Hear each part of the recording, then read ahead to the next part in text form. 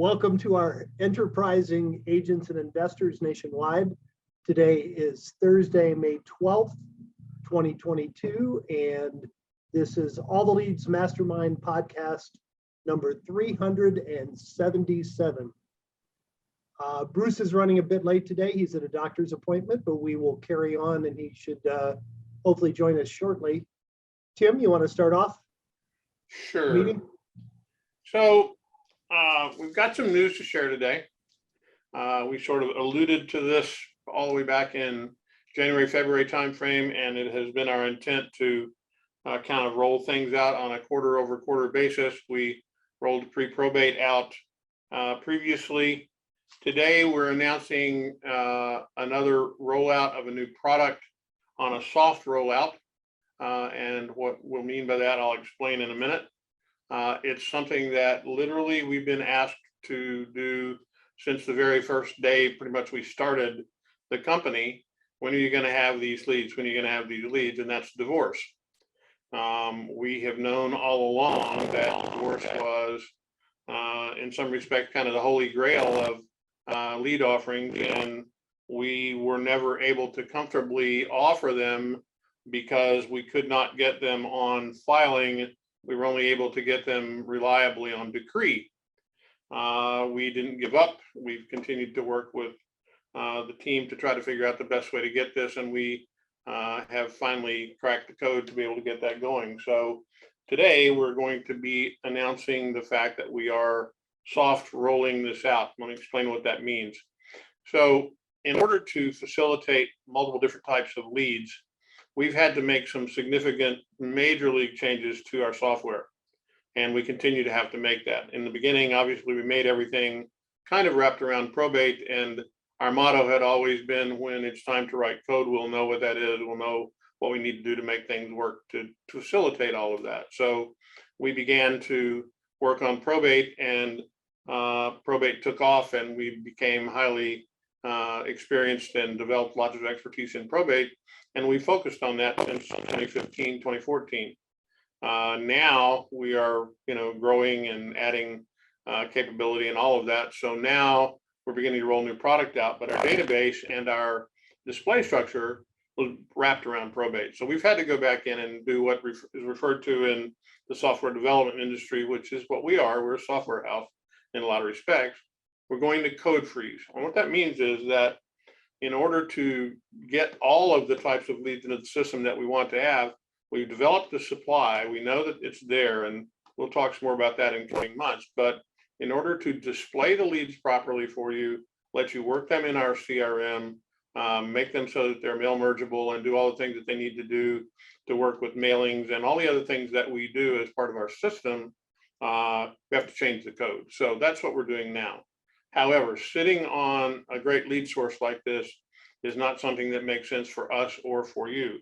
So we have the leads in hand, and what we're going to do in the beginning is simply roll them out in a spreadsheet format. We'll send them directly to you. You can work with them. You can determine which ones you want to work with from a mailing standpoint. We've facilitated the upload to upload those back into the system. Our MIS folks and all of our staff are going to be set up to help you do all of this. We're not expecting you to become a code jockey, if you will, to figure out how to do this yourself. We're going to work on it and do it for you and basically take care of it during this period. As an early adopter, you're going to get the benefit of working with us. We're trying to do this in a way that makes sense for everyone. Let's talk a little bit about what divorce actually represents from an opportunity standpoint. And what it basically means is that if we're getting it at filing, it is logical to assume that one of the spouses is likely to be leaving. And it's a time of transition. And the challenge before was that we didn't get them until after decree, and by then all of the uproar had been settled. Someone was living someplace else and all that. Now we're getting in the very beginning, giving you the opportunity to work with them as soon as the intent becomes obvious. Things that you need to know about divorce is that just because it's been filed doesn't mean it's going to go to a decree. The way that divorces typically work is that statistically 30% of them never go to decree. And that depends on the market and who you're talking to. It could be higher or lower than that, but oftentimes the divorce that gets filed never goes to decree. The participants work it out. They go on to live wonderful lives together, and that's a good thing. But that means that 60% of them, or over 60% of them, are actually going to go to decree, which means that somebody's got to move. Someone will be leaving. It's that sort of thing. So I think it's important to realize that you get two opportunities here. You're going to get potentially the person that's leaving, and then depending on the result of the divorce itself, you're going to get the opportunity to work to sell or buy the house as an investment opportunity or as a listing opportunity. So it's a 2-for-1 type of an approach. What we give you back are, we're giving you the name and address of the petitioner, the respondent, in other words, the husband and the wife, and or husband and husband, or wife and wife, depending on the nature of the relationship. We'll give you all that we can in that. We'll give you the address that they are currently receiving their mail, and we're only going to be giving you ones that, based on our research, we've determined that there is in fact a jointly owned piece of property that is logical will change hands in some way. Now, it doesn't mean every one of these is going to be a sale. It doesn't mean anything more than it's great targeting. It's the best targeting that we can possibly give you. And in some respects, even different than probate, because in probate, that house could change hands, within the family, and it never comes to public. And there are lots of ways that can move. But in a divorce situation, typically the title on that house is going to change.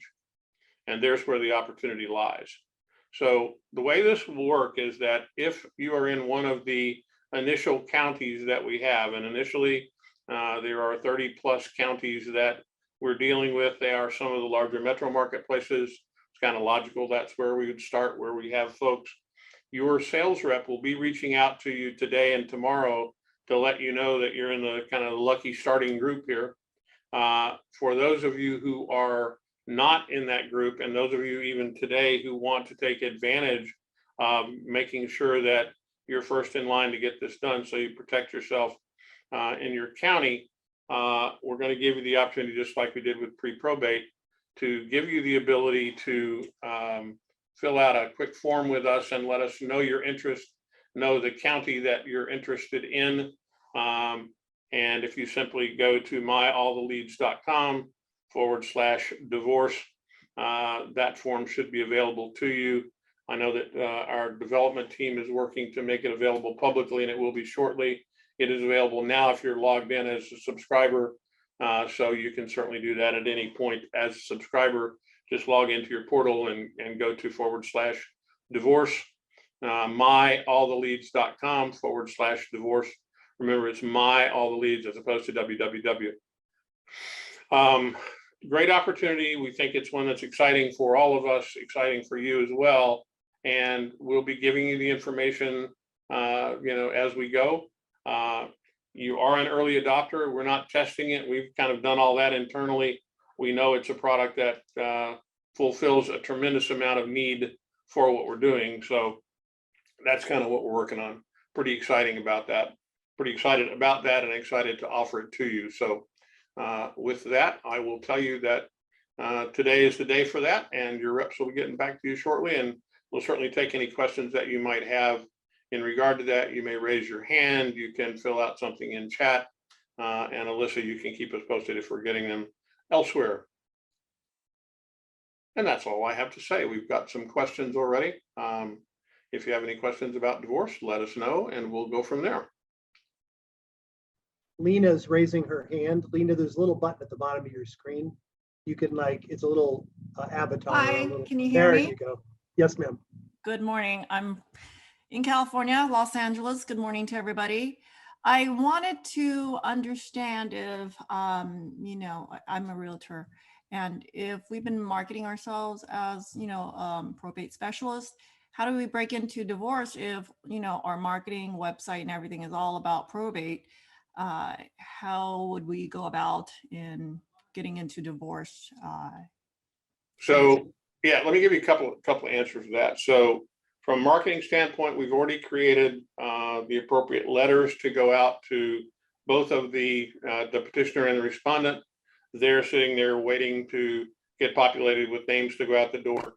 We will be offering modifications to the probate website. We will be doing divorce specific as a website. If you wanted to just have one for divorce, we'll also be able to give you some additional information to put on your site, your probate site, to lead to divorce. And we'll be working through those as we go, but we're going to help you get the marketing done for this.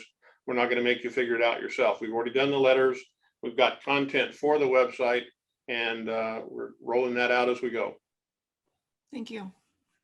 So one of the other considerations that you want to think of is, with probate, you're helping people with solutions for settling an estate. Most of your similar activities are going to apply not only to probate, but also to seniors who are transitioning from aging in place and going into assisted living. Much of the value propositions that we would offer somebody going through probate can also apply in that similar type scenario. Now, when you look at divorce, it's not necessarily or primarily an elderly situation, but in fact, you are working with and helping people provide solutions to divide an estate and really looking at which direction they want to go with the real assets. So yes, from a marketing standpoint, as Tim mentioned, we've got you covered here at All the Leads with marketing materials as well as websites, but also from a branding and a positioning scenario, it's a natural progression. And I think as you start talking and your messaging can be, well, this was a natural progression because we've become good at helping people settle an estate from someone who has passed on. Now we do much of the same type of work when we're working with someone to divide an estate. So from that aspect, your messaging, how you present yourself to the marketplace can be it's a shift, but it's evolving into additional services. That's how I would approach it and would recommend for you as an agent. The other thing to be aware of in regard to the website side of this as well is that it is also possible to create a multiple domain name strategy where you are, if you've named your website today specifically around probate, you may want to create an alternate web address that has a similar naming value for divorce, or just change your strategy a little bit, and we'll be working with you to create the type of site that you want. And either stick to what you're doing now and create another divorce site, or create a site that focuses on transitions and all sorts of things that we may be able to offer to you. Because as I alluded to in the beginning about changing our code to support multiple lead types, we're going to be offering you lots of opportunity to do lots of things that we didn't do before and hadn't done before this year. So there'll be other opportunities to work with as well, other more typical types of things in our industry. And as the market begins to change, and as the real estate market changes, because we know that things are kind of up in the air right now, and things are kind of it's a strange time for us. And as they change, we will change with it and make sure that you're in the forefront of it. That's our job, to make sure that we make it easy on you. I see a hand up in the air with Luia. So Luia, you need to unmute yourself and you're ready to roll. Luigi. Well, all right, then we'll go with that. Sorry about that. So I've been getting the leads since January, and I haven't been able to convert anything. What would be your best advice for me? Chuck, you want to take a whack at that? Find out what he's doing to begin with? Yep, absolutely. So, the first question then would be, what approach have you taken? What steps, if we take that January list, what marketing have you put out there, or what prospecting work have you done with that particular list? Just been making my calls, more or less. Okay. I haven't sent out no mailers. I haven't done none of that. Okay. So that might be, that's definitely something that we recommend, that a combined strategy with both the the mailers so you can deliver your value proposition on how you can help them with their estate settlement situation. You put something physical into their hands that gives them the opportunity to reach out to you based on your messaging in the direct mail, and being consistent with that early on is definitely one way to continue to touch the prospect.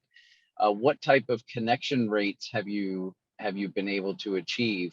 You know, how many people out of 10 are you connecting with when you're prospecting? Well, I do get a good contact rate. Okay. Like And how do those conversations go? Kind of more or less, I talk about if you're interested in you know, or if you need help liquidating the property, or kind of more or less going to keep the property. I mean, I haven't gotten like into too much training, but I do have a probate script that I use. Okay. And when you're having that conversation with them, what is the typical feedback that you're receiving? Kind of more or less, they're gonna keep the property. Okay. Which is completely, you know, I mean, it's not our fault. It's not your fault. It's not my fault. I completely respect that. But just just more or less, I kind of like some people don't answer, so I guess I must start trying to send the mailers out to see if I could have maybe get a phone call or two from that. Yeah, and I think it's important that you continue to follow up, even if they say that they're planning on keeping the property. Sometimes as the settlement process moves forward, I mean, you definitely want to continue to touch base with them, you know, I would say early on, you know, wait 3 to 4 weeks, follow up, just say, hey, I'm touching base with you. I wanted to see how things were going. If anything's changed, just know that we're here to be able to help if you do plan on liquidating the real estate, you know. And you can touch base and you can even ask for, say, these are the types of people that we help, and continue to have that conversation. But the fortune's really going to be in the follow-up. I would say that it's very rarely a first connection that leads to the deal. It does begin that conversation though. So from a cold prospecting and calling folks, we do recommend that you're calling through your list twice per month, and you call that list for 6 months, combined with a direct mail strategy based on, you know, what your targets would be. So definitely initially starting things off at a bare minimum with a first piece. I do like the brochure that gives the opportunity to summarize a lot of your value propositions. So that way, and it's more professional looking. So somebody has a likelihood to be able to hold on to that brochure. Following that up with a similarly branded postcard. Both of those are available in our Mailbox Motivator samples. We can help you with the design, get that custom set up for you. But at least having those first 1 to 2, if not a full-blown direct mail campaign of 8 to 12 pieces over 6 to 7 months would be what I would consider the, you know, going all in on direct mail combined with the prospecting. So I think it's, you know, a lot of it really becomes, you know, the consistency and the follow-up to make sure that no lead gets left behind, that you continue to leave messages when you do call them, so that way you have the opportunity to deliver that audio marketing message to them even if you don't connect with them. Okay. Thank you. I think I scheduled a call with you, Chuck, for Monday. Yep, I'll talk to you then. All right, no problem. Thank you, Chuck. Thank you for your answer. Thank you. Very good answer. You're welcome, Luigi. Next question that we need to take is from Tony, who asked it from one of the streaming sides, and he had a couple of quick questions. One of them is, when working with probates, what do all probate attorneys handle? I'm not quite sure I understand the question in terms of what do they handle, but you mean, I guess I'll ask her let me ask a little clarification on that. specifically, what are you asking for? Are you saying what do they do versus what you could do or whatever? And if you don't mind, ask that again. We'll answer your second question first. Second question Tony asked was, would it be ideal to market to funeral homes? And if so, what's the best approach to doing so? Any idea on marketing material I can try to get to funeral homes so they give that information to families? Main goal of reaching out to funeral homes is to have them and loved ones think of me as their, certified probate expert, go-to person, all that sort of stuff. Yeah. Bruce, do you want to take a whack at that? Sure can. Hopefully you guys, everything's good. I've been at a long running appointment, so I'm just jumping in. So I think that the answer, if you're marketing to funeral homes, is probably not to market.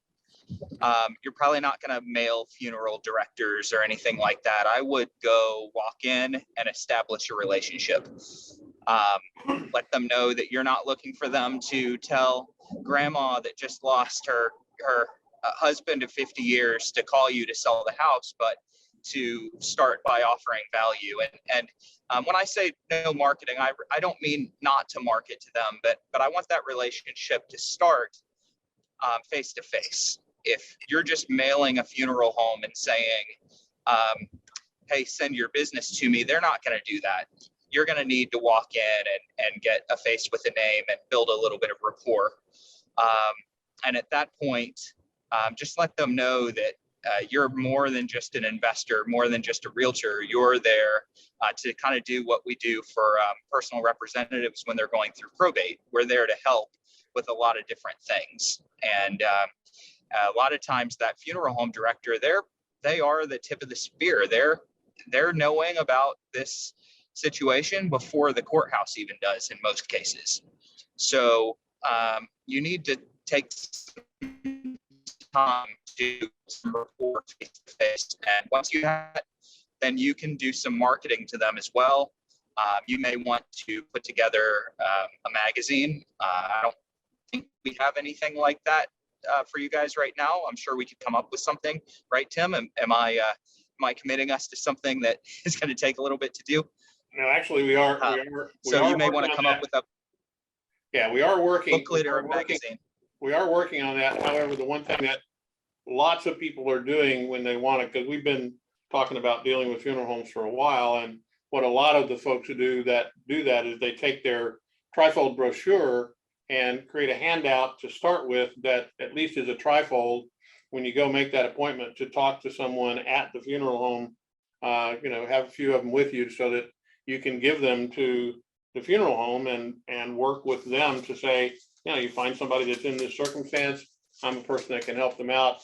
Here's my brochure. Feel free to give this to them and start that relationship. Have something ready so that you look professional to get that done. Yeah, if you just walk in with a t-shirt and jeans on without anything to hand as added value, it's not going to go very far. So this is one of those that you've got to walk in. You can add a marketing campaign to the different funeral homes that you may be trying to work with later, but start with something of high value that might stay on their desk or stay in a little brochure holder or stay in a booklet holder, but walk in. Definitely walk in and realize that they are dealing with these families oftentimes in the first couple of days after the loss. So they are a very valuable business to build that relationship with. Very, very valuable because they know about it before you're getting leads, probate leads specifically from us. So go work on that, but have something, start with a brochure. If you want to design a book, we can help work with you on that as well. Right. And Jim had also mentioned, I'm sorry, Chuck, you're right back to you, but Jim had also mentioned, Jim, you want to comment on the fact that senior living and memory care places kind of work the same way? Yeah, I was going to say before they get to the funeral home, there's a tremendous opportunity with senior living, nursing homes, and there's usually a director there, a marketing director that, is compensated for keeping that place full. So they probably even have more of an incentive to assist you than the funeral director would. Unfortunately, they've already got the business, the senior living center, the nursing home. And typically it's not unusual when they go into those homes that they may have to sell the real estate to qualify for Medicaid. You know, they need to get that property out of their name as soon as possible. So those people are probably just as good or maybe even a better source than the funeral home. And it's Okay. the same approach. Stop by with the brochure. Just say you probably have people come in here that need to dispose of some real estate quickly. And I can help you with that. And here's a lot of other ways I can help the people too. Leave them one of the brochures. But yeah, that would be just as good or maybe even a better source than the funeral homes. Okay, great. And I see that we've got 3 folks with their hands in the air, and we will take them in order. But let's finish Tony's other question that he had, and that was what do the attorneys handle versus what does the agent handle? Chuck, you want to take a whack at that?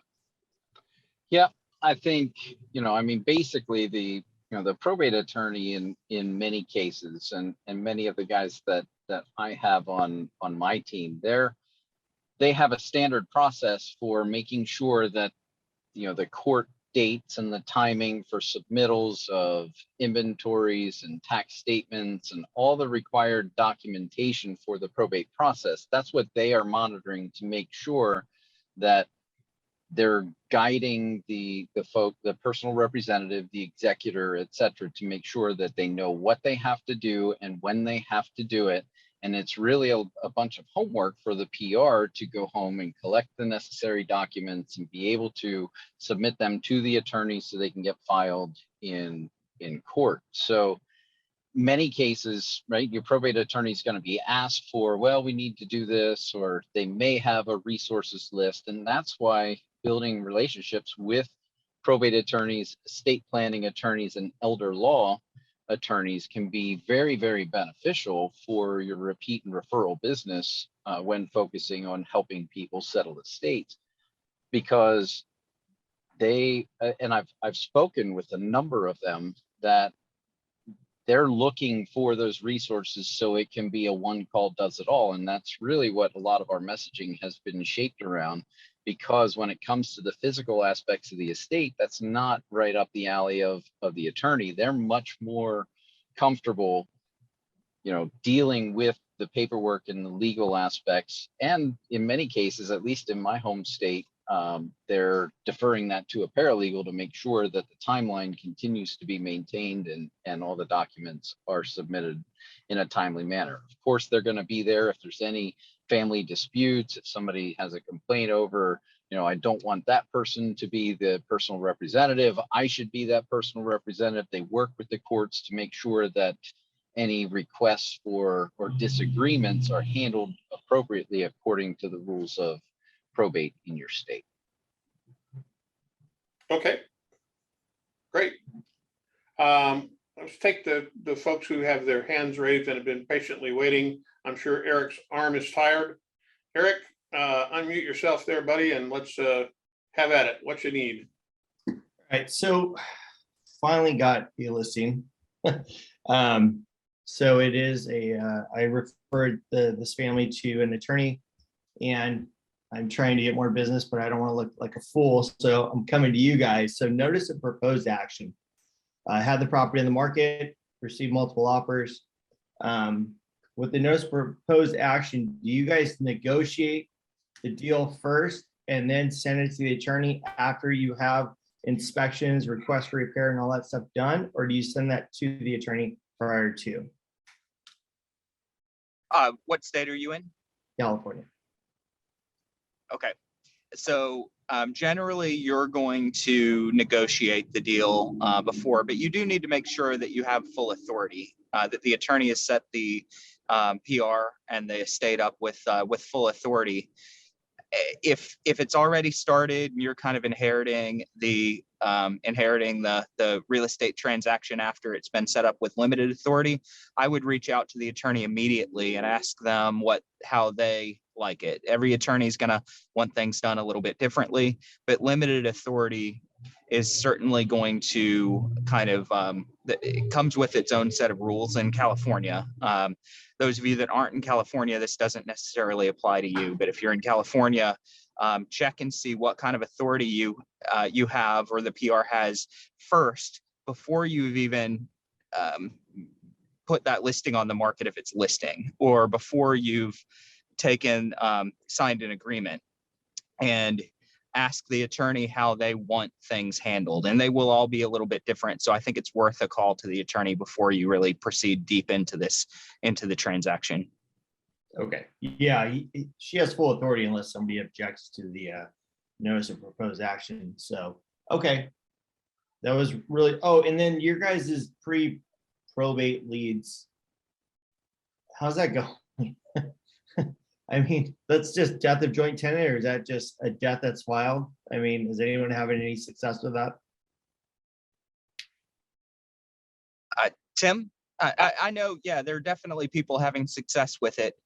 We don't necessarily know in the beginning who that PR is going to be. So you're kind of taking more of a shotgun approach instead of a highly targeted sniper rifle approach. But it's going well, especially with those that are comfortable going after, and I hate to use that expression, going after, but comfortable reaching out to every single heir on the list, because you just don't know who it's going to be that early in the process. So you've got to be comfortable going to everybody. Yeah, I think the answer there is that in a lot of cases, we created pre-probate very specifically because a lot of investors want to make those phone calls. They want to talk to people, at that situation, because they think that's where, and appropriately, it's not that they think, it's obvious that in some cases there's low-hanging fruit in a death creates a problem. And you think about circumstances that you would be aware of in regard to a death in the family that could create an immediate financial circumstance that requires resolution, meaning that if there was property that needed to get sold to provide money, it would need to happen quickly. I can give you a personal example from my own life. We did it pre-need, which was a good thing, but my parents were elderly. We really needed to relocate them. They'd been living in the house that I was born in since the early days of pioneer days in the log cabin, I guess. And it was time to move. And in order to do that, we needed to get all of the paperwork squared away and get everything moved as quickly as possible to make that happen, so that my folks could afford to do what they wanted to do. They didn't want any help from the kids. They wanted to do what they wanted to go do. And we were able to get a deal on the house that they lived in even before they were ready to go. And we literally got everything closed up in a couple of weeks, which worked out really, really well. But in a lot of circumstances, a death in the family, particularly of an older person on whom a lot of people depended for financial reasons, is a problem. It also is a circumstance where if one or the other of the spouses died, and for whatever reason, the income that person generated in their lives, even if they were retired, oftentimes those retirement benefits are going to stop. Or if they're military, they're not going to get everything that they had coming. Or if it's Social Security, they're going to get half of what they got before in terms of household. And those are things that create problems. So yes, that pre-probate is designed for those early need things, and it does work well. And people are, having good success doing that. Awesome. Thank you so much. Okay, so that sounded like a long commercial. Didn't mean it that way, but I mean, the reality is that's why it's there. And I see we've got 3 people with their hands up, so I'm going to kind of get to them. I see all of you. Selena, you're next.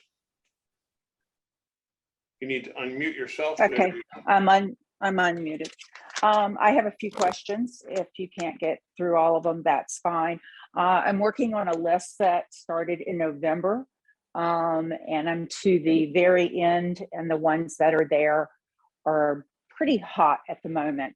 I've been looking in the court docket, and I wanted to know, some of them have come up now as a statistical disposition.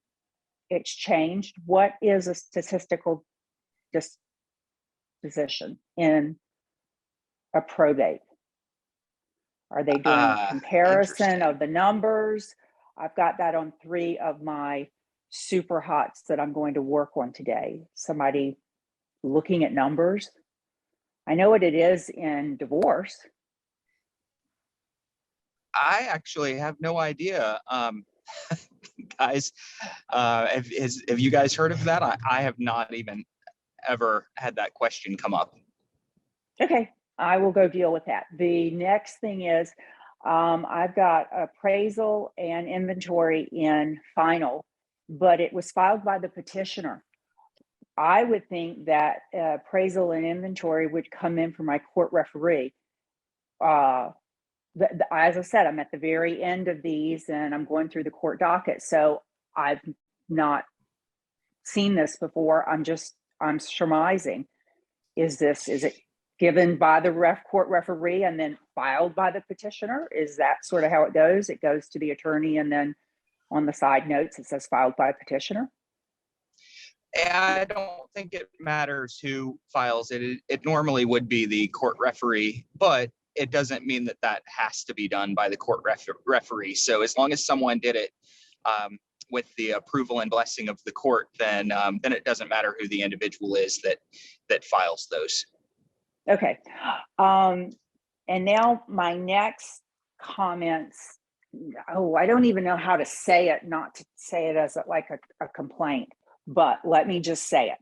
On the leads, and this is statistical, 90% of the addresses that we get for the personal representative, and I'm in California, is the personal representative address, is the property address. With the exception of the out-of-state personal representatives, a lot of them come with the out-of-state address. But 90% of the personal representatives, it's the property address. Now, I know you're doing skip tracing, and I know that the property address is coming up because they've now put it on the last legal document. But that's not the case. If you can do your skip tracing and their address is going to show up on the driver's license. So our mail's going to the property address. A lot of them aren't going to the house. They're smart enough that they've put the water bill and the SoCal bill and the other thing. They've gone online and they've changed the billing, or the house has a tenant and they have no need to go by there. So I've already spoken to a few of my people. I've called them up and said, did your attorney tell you to forward the mail? Did they, how did you end up with your address there? And, Franchelle goes, I don't know how my address got there. I said, well, your letters went to your apartment. I know that. I have copies of all. This is someone I'm working with. So I'm able to call her up and go, how did this happen? How did that happen? Tell me how this. And she's like, I don't know how my address got there. I never gave it to them. I don't know how the property address got there. They've got my apartment address. And I'm like, okay.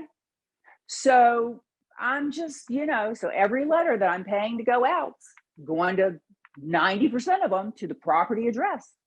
And most of the personal representatives aren't at the property address. So and a bunch of them didn't have the mail forwarded.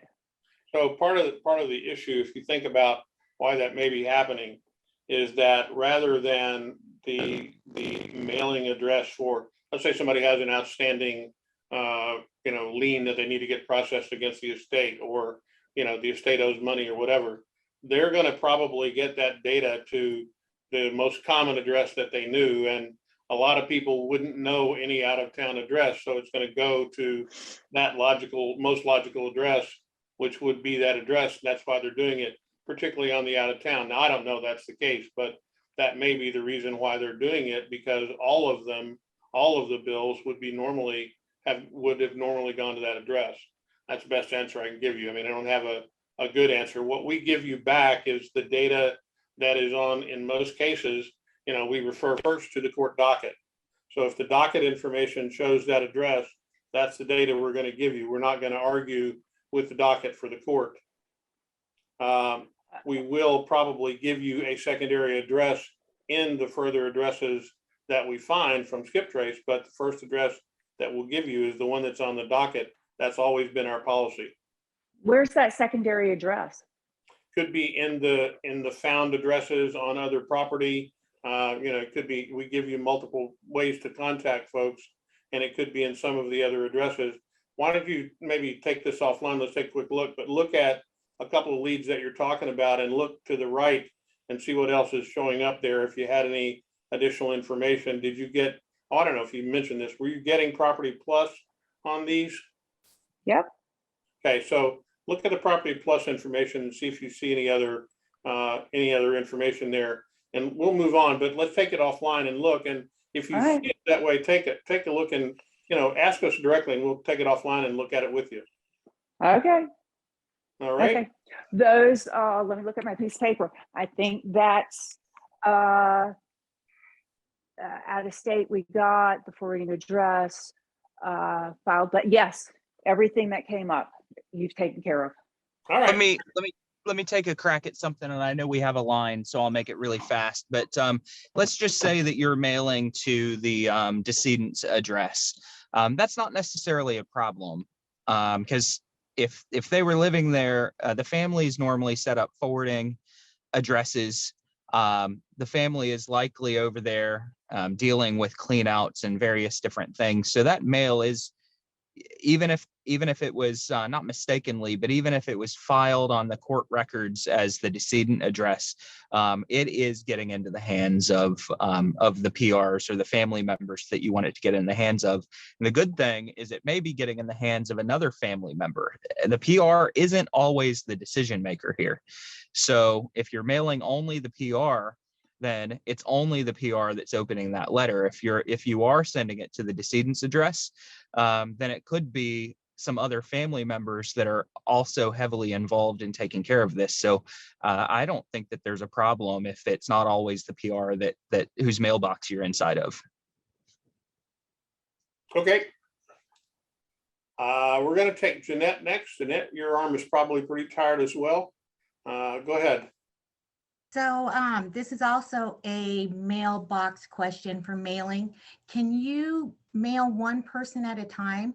Like after you get off the phone with them and you want to send them a letter, can I go in there and mail one person a letter? You can do that. It's an individual order each time you do it, and it becomes a little bit inefficient for you to do it. You probably want to do potentially more than that, but we have not in our history, we have not limited the number of pieces of mail that you can put out.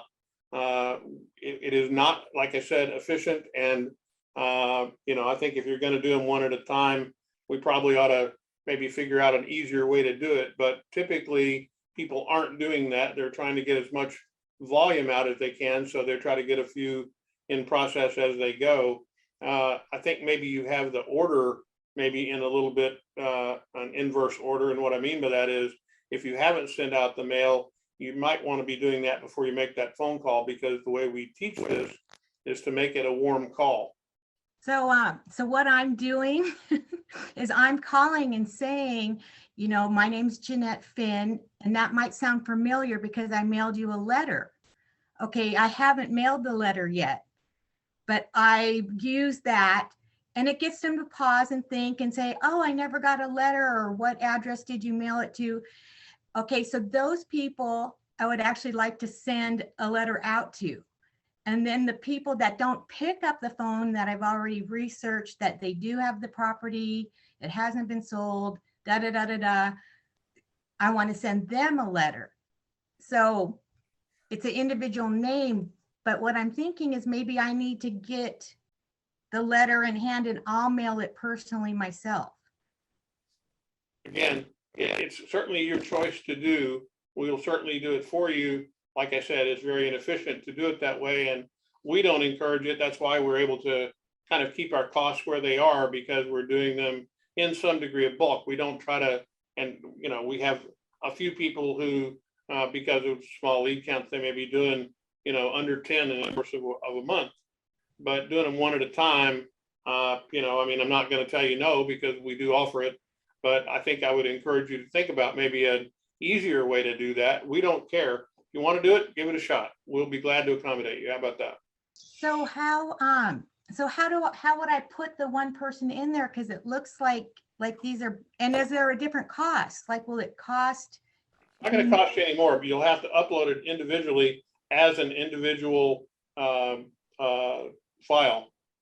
In other words, you'll have to break it out of your data and upload it as an individual letter. Work with your MIS rather than try and explain to you how to do this on the call. Let's say we'll have your MIS work with you. Reach out to your marketing specialist and they'll help you with that. Okay.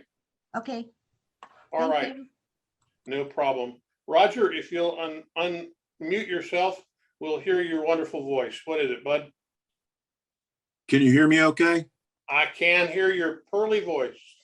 Oh, thank you very much. I'm not sure it's Pearly, but We'll go with pearly.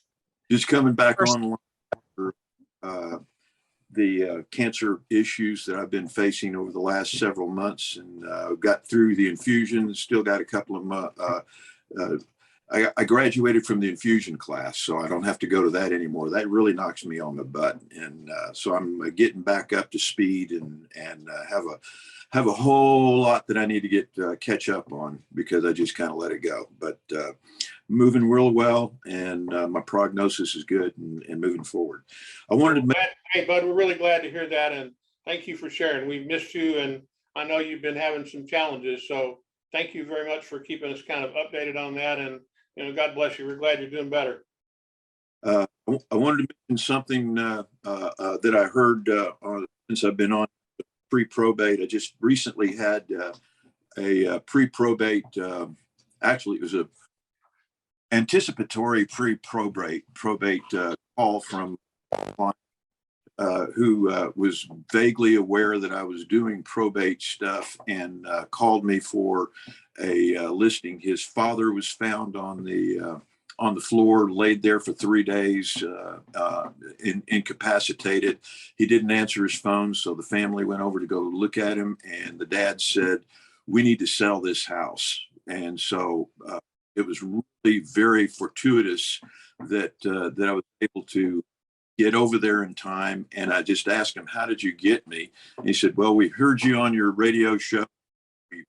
We know several people that have used your service in the area, and so we called you." And basically, I started it out with his dad was still alive, living with his family, living with his son and daughter-in-law, and it wound up being pretty cool way to do this. We got rid of the personal possessions by doing a family run tag sale as an estate sale for 2 weeks. And I said, "Let's do this for 2 weeks. Give me 2 weeks to see if I can find an investor." On every occasion, the investors wanted much lower than what the family wanted to net from the property. And so I said, after that, at the same time that I signed a permission to show agreement during the initial, before we put it on the market, and a permission to show in the state of Arkansas means that there's one agent, and I represent only one agent. There's only one commission. And I was giving them that opportunity. That endeared them to me because they saw their costs were less in the sale. Didn't find a willing buyer for the number that we had on the property during that time frame. They were running the family-owned tag sale every day for 2 weeks. I stopped in to visit with them occasionally, let them know what was going on, brought investors over, and then after the 2 weeks, we put it on the market for significantly more, looking for a retail buyer, a home buyer. The house needed significant repairs, and that's the way that I advertise it on the MLS. First 2 words on the MLS description was "needs repair," blah, blah, blah, blah, blah, blah, blah, blah, blah. And I finished it off with "great investor property," or someone who won't, I identified probably won't FHA, probably won't RD, and it probably won't go VA. So you're really looking at either conventional or cash. So I gave buyers the options to do that. And it turned out that we got 6 offers for the property and sold it well over asking price, even with the things that we did. So pre-probate is kind of a fortuitous reputation thing that I'm seeing that really comes in on the thing, and it's kind of a as your reputation grows as a probate option for families. And I think it's just it works great with that, with pre-probate when you do that. You also find that elder care is another way that's just pre-probate, and nursing homes falls into that category. I'm finding that I get a lot better reception with nursing homes and continuing care providers if I have an SRES, a seniors real estate specialist thing. And I do have that. But that requires more interaction with the facilities that you're dealing with, bringing programs into the facility, getting people from the local area to that want to sing in there and set up an hour performance or something along those lines. But the key is a continuing relationship with the nursing homes and that you're dealing with, so that you're familiar and having obviously your trifolds in there.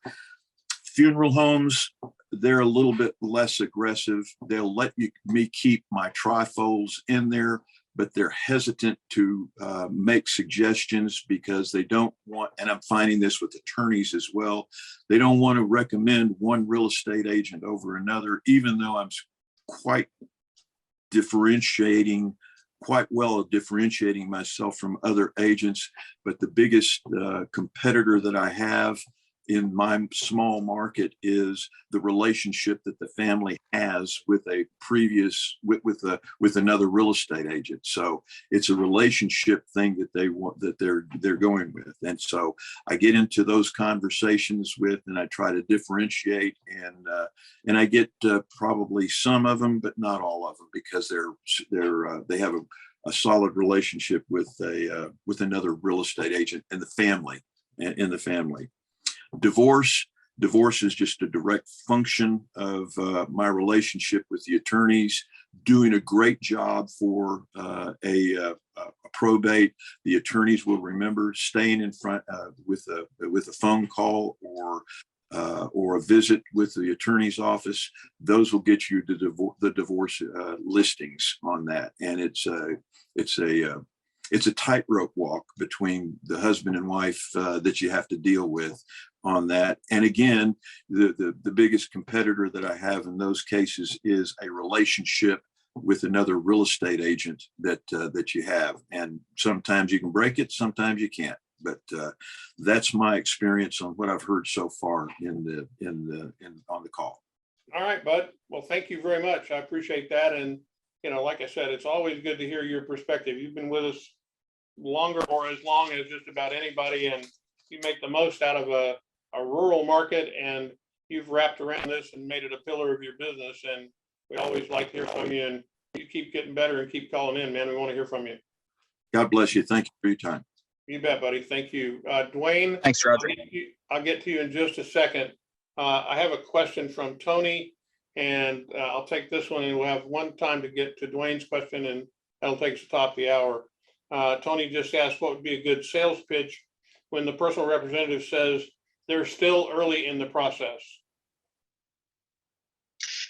So you don't want to sales pitch anyone. The second they smell a pitch, they're going to start tuning you out. You're going to push them into this pattern of resistance that they're giving to everybody else. So what you want to do is you want to take Chris Voss's approach and label them. So we're still really early in the process. You want to use a label and it sounds like statement. And those of you that have taken foundations are going to know that I call it a reframe. So you want to put that statement that they've made into terms that are a little bit better for you. So, hey, I completely understand. It sounds like you've just gotten started. Okay, get them to agree with you on your new statement, your new position, which is just kind of repeating back in an active way what they've said with a small little twist on it. Get their agreement. Hey, just in case something down the road changes for you guys, do you think we could keep in touch? and then they're going to agree. And at that point, you would just say, hey, when probate's a little further along, what are you guys thinking about doing with the real estate? Is that something you all are thinking about holding on to, or are you leaning more toward letting go of that selling maybe? And now you're in the mode of gathering information instead of trying to convince them to do something that they're not ready or don't want to do right now. So don't think of it as a sales pitch. Think of it as an information gathering call where you're able to build rapport. You're able to show them that you actively heard them through repeating back what they've said. And it's going to get you a lot further in that relationship than saying, hey, you know what? Most people thought that they could wait on the real estate, but you use that word but, and it's a killer on your call, but you really need to sell right now. That's a absolutely horrible way to go about it. And that's the sales pitch way to go about it. So think of yourself as gathering information instead of selling. Great. That's very well put. I'm going to jump to Dwayne real quick. Dwayne, go ahead. Okay, this won't take long. I found Roger's comments to be interesting. I'm also SRES designation and just realized listening to him how that can be beneficial. My only one question is I'd like to have, if possible, contact information for you, Roger. Yeah, we'll Roger, if you don't mind, we'll get that out to him for you. Is that okay? Yeah, Roger's nodding. He says, yes, we'll get it to you, Dwayne. Yeah, thank you. Appreciate it. That's it. All right. No problem. And that's great. We kind of keep everybody's privacy unless they're willing to do it. We let them go. Roger's always good to want to help anybody out, and we'll get you that info as soon as the call's over. Hey, I just want to, it's the top of the hour, and before Jim goes and does his well-oiled closing, I just want to again point out that we started the call off by pre-announcing our soft launch for divorce. If you are interested, as you should be in your marketplace, to start looking at these leads and go after this, we think this is as good or better an opportunity than probate will be. Go online and jump in and fill out the form. It's my.alltheleads.com/divorce, and fill out the interest form. We'll know that you're there, and when your county becomes available, or if it's available now, we'll certainly let you know. If you're on Zoom right now, that link is also in the chat box, so you can see it right there. And we're anxious to help you get started with that. Your reps will begin reaching out to you this afternoon and tomorrow about it. And we're excited to offer a new product, and we'll continue to grow as we do that. Unless anybody else has anything else they need to talk about right now, Jimmy, it's time for your magic words, buddy. You're muted. You're muted, buddy. I'd be more effective if I unmute first. There you go. We want to thank each of you for taking the time to be here today. We want to particularly thank those that actively participated. And we want to challenge each of you, take one idea, one thing that you heard that inspired you on the call today, go out and put it into practice, and please come back next Thursday and share the results with the group. Have a great week, everybody. We will see you same time next Thursday. Take care.